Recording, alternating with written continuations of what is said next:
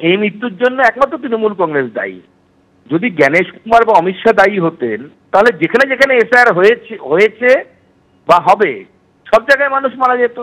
বিহারে তো কেউ মারা যায়নি, পশ্চিমবঙ্গে কেন মারা গেল? একই এসআইআর, বিহারে যা ছিল সেম নিয়ম, পশ্চিমবঙ্গে একই নিয়ম, তাহলে ওখানে মারা যায়নি, এখানে উনি বলছেন এসআইআর জন্য লোক মারা গেল। তাহলে কমন ফ্যাক্টর তো অমিত শাহ জ্ঞানেশ কুমার বিহারেও ছিল, পশ্চিমবঙ্গেও আছে। তাহলে পশ্চিমবঙ্গের ক্ষেত্রে আলাদা কি? পশ্চিমবঙ্গের ক্ষেত্রে আলাদা হচ্ছে পশ্চিমবঙ্গে তৃণমূল কংগ্রেসের নামক একটা হারমাত শ্মশান পার্টি আছে। আজকে আমরা যদি আগে থেকে জানতাম, আমরা প্রদীপ বাবুকে হয়তো বাঁচাতে পারতাম। আজকে যে দিনহাটায় ঘটনা ঘটলো, এটা কি কাকতালীয়?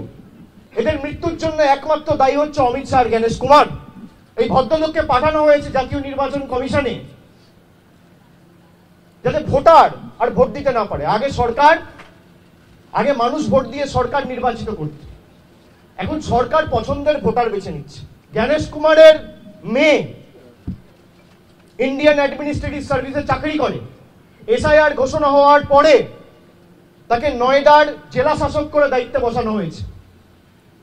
জ্ঞানেশ কুমার মানে জাতীয় নির্বাচন কমিশনের মুখ্য নির্বাচন কমিশনের আধিকারিক। তার যে জামাই মনীষ বানসাল, তাকে সাহারানপুরে ডিএম করে এসআইআর অ্যানাউন্স হওয়ার একদিন পরে দায়িত্ব দিয়ে পাঠানো হয়েছে। এটা কাকতালীয় না কোইন্সিডেন্স? গত পরশু আপনারা জানেন মুখ্য নির্বাচন কমিশনার জ্ঞানেশ কুমার তিনি বাংলা সহ মোট 12টি রাজ্য এবং কেন্দ্রশাসিত অঞ্চলে এসআইআর এর ঘোষণা করেছিলেন। সেই ঘোষণা করতে গিয়ে বাংলা নিয়ে বিশেষভাবে তিনি কি বলেছিলেন দেখাবো। पश्चिम बंगाल से कई बार ये बात आई है कि वो होने नहीं देंगे एसआईआर। स्पष्ट करना चाहता हूं कि संविधान के अंतर्गत हर संवैधानिक संस्था को अपना दायित्व निभाना होता है।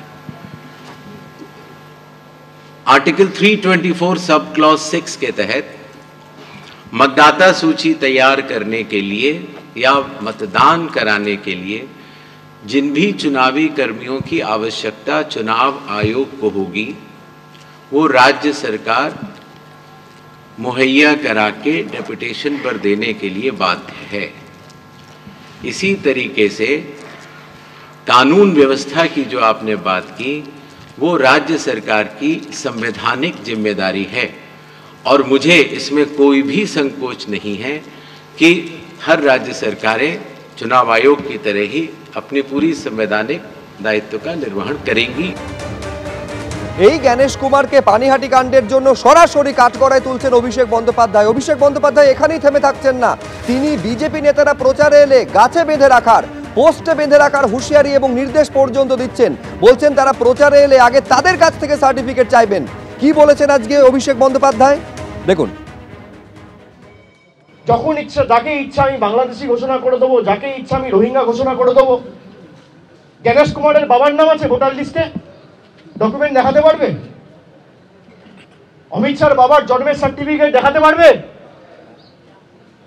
প্রধানমন্ত্রী থেকে শুরু করে ক্যাবিনেটে যারা মন্ত্রী রয়েছে, স্বাস্থ্যমন্ত্রী, প্রতিরক্ষা মন্ত্রী, শিক্ষামন্ত্রী, অর্থমন্ত্রী, রেলমন্ত্রী, তার বাবার ঠাকুরদার জন্মের সার্টিফিকেট দেখাতে পারবে? যারা ইলেকশন কমিশনে কাজ করেন দেখাতে পারবেন?